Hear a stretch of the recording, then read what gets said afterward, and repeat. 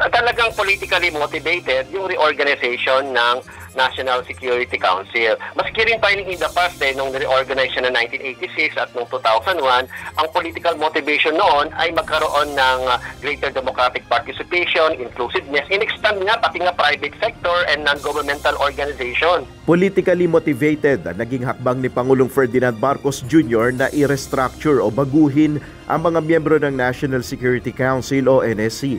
Ito ang paniniwala ng dating Deputy National Security Advisor Designate at Security Analyst na si Professor Romel Banlawi.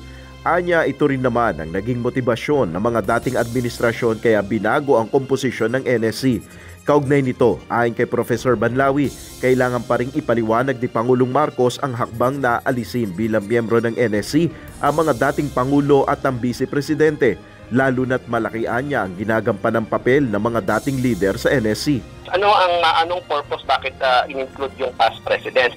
Para magkaroon ng continuity sa ating pursuance of national security. At the same time, ay dahil nga advisory council ang National Security Council ay makakuha ng wisdom sa mga past presidents on how to pursue national security.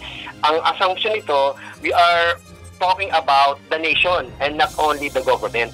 Base sa inilabas na Executive Order No. 81, pangungunahan ng Pangulo ng Bansa bilang chairperson ang NSC. Magsisilbi naman miyembro ang dalawang lider at iba pang opisyal ng dalawang kapulungan ng Kongreso at mga miyembro ng gabinete. Ayon kay Professor Banlawi, tiyak na may epekto sa decision-making ng National Security Council ang pagkakatanggal sa mga dating Pangulo at Vice Presidente. Para sa akin, magkakaroon talaga ng malaking changes yan dahil mababawasan yung tinatawag na dissenting opinion or different ideas pagdating sa mga discussion sa Council. Giit naman ni NSC Assistant Director General Jonathan Malaya, karapatan ng Pangulo na baguhin ang mga miyembro ng NSC gaya ng ginawa na ng mga nakalipas na administrasyon.